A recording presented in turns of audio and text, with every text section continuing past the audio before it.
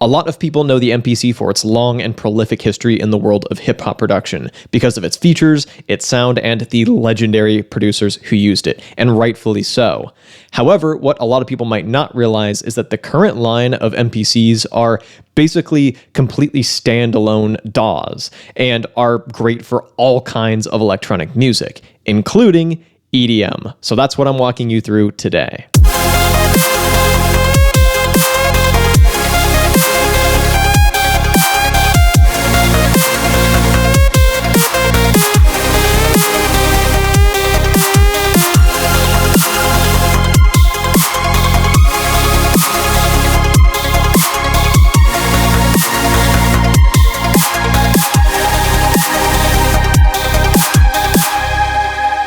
So, I'm going to walk you through this step by step, starting off with the drums.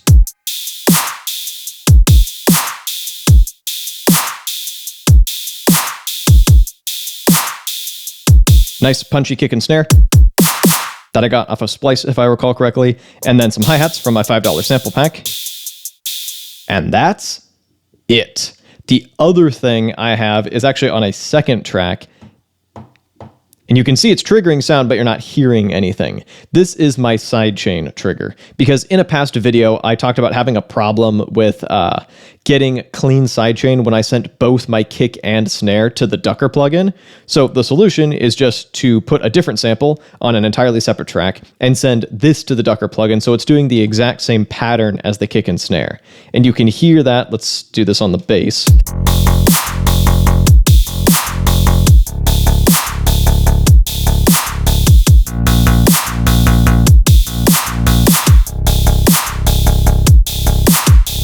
And so you can hear that this auxiliary track is sidechaining the bass to both the kick and the snare, or at least where they're hitting.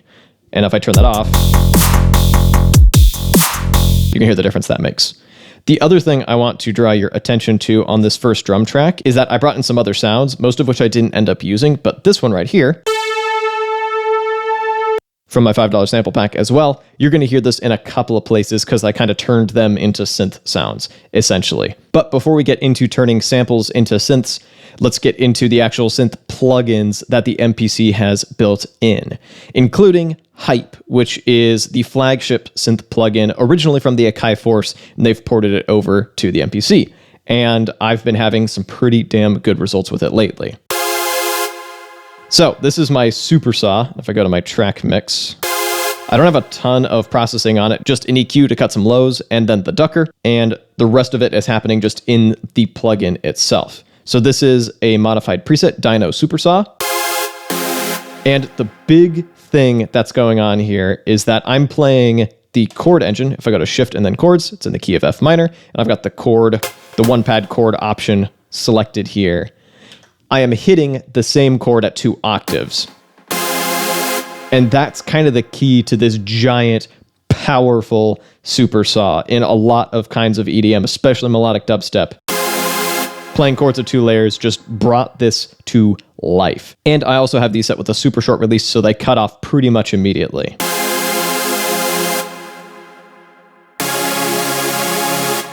Just a little bit of a reverb tail.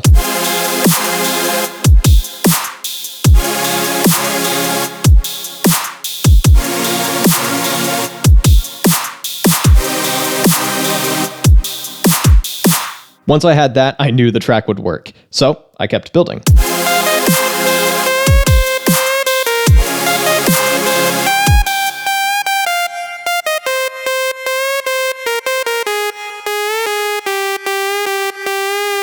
This is another preset on the Hype synth. And if you just play notes separately, there's no glide, but then if you hold down a note and another note on top of it, then it goes into that lovely glide. So I can kind of trigger it when I want to and not trigger it when I don't want to. And you set that up under glide time, and I've got the glide mode set to off and it's set to mono, so it'll only trigger when 2 notes are on top of each other. So you get that lovely glide there. And not too much as far as mixing. This isn't even ducked. I just have an EQ to cut some lows. It's meant to float on top of the mix, and that delay ping-ponging in your ear especially helps accomplish that. Up next, bass.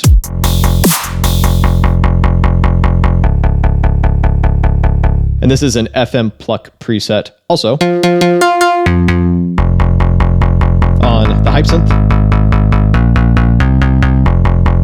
It's been a while since I actually made this, so I don't remember how much I modified it, but overall, it's just a super effective, simple bass. So I've modified it a little bit with a transient shaper, and then once again, as you saw earlier, ducked it. So that's the basis of our track.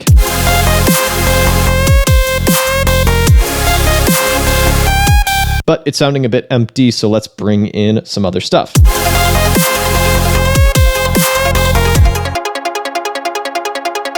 So this ARP is fun. This is that sample I showed you earlier, except I've done some extensive modification to it. So let me turn back on the chords. So I'm just holding down the note repeat button and holding down a chord.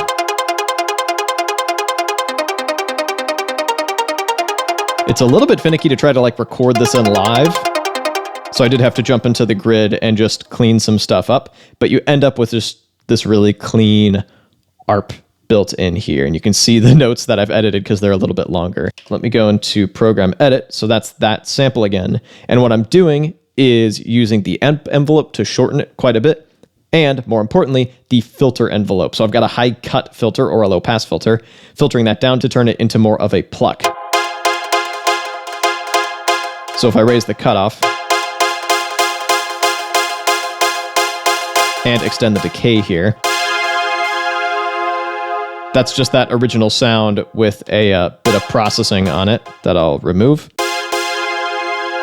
So that's just the sample playing a chord. That's it. So let's go back into program edit. Let's turn down my decay. You see sustain is turned all the way down. Let's bring that filter cutoff down, which maybe sounds a bit too short by itself, but in ARP format, it's about right. And then the processing. Cutting those lows. Spring reverb. Ping pong and delay. And ducking.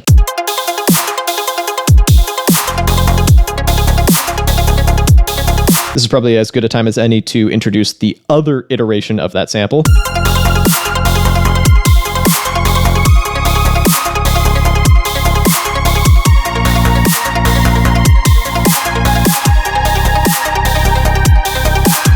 And this makes for a really nice B section that I can kind of flip back and forth between with the main section. I also have a third section, just to quickly go off on that tangent.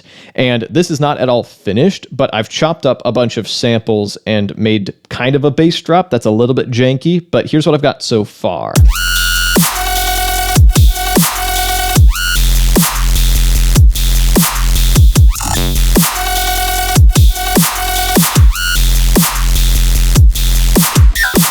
So my plan is to export those, bring them into my DAW, and make this a much cleaner, more proper bass drop. I'm going to do that on my second channel in a dedicated video, and I'll link that at the end of this video.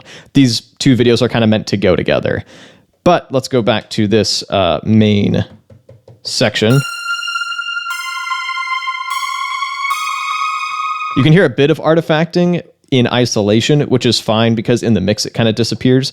But let me show you the processing on that. So no filter shenanigans here, just a bunch of effects.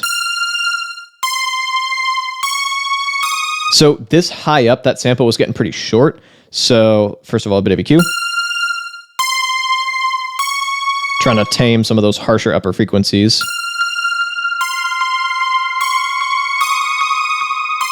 This analog delay is doing a lot of work here, as is this reverb.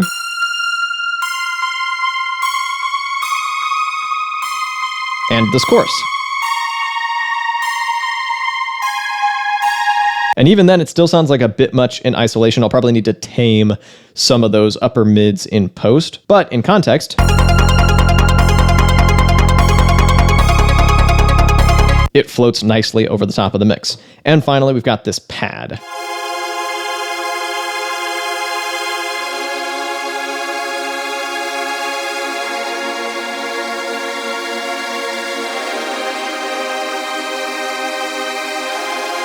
And this is back into plugin territory. This right here, Massive Crescendo, is the preset that I used. And then I've got a bit of processing on that. Some EQ to cut lows, again. And then the large reverb.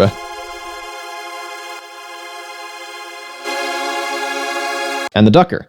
So this is complementing the super saw nicely because without it, everything just sounds a little bit empty. Check this out. Versus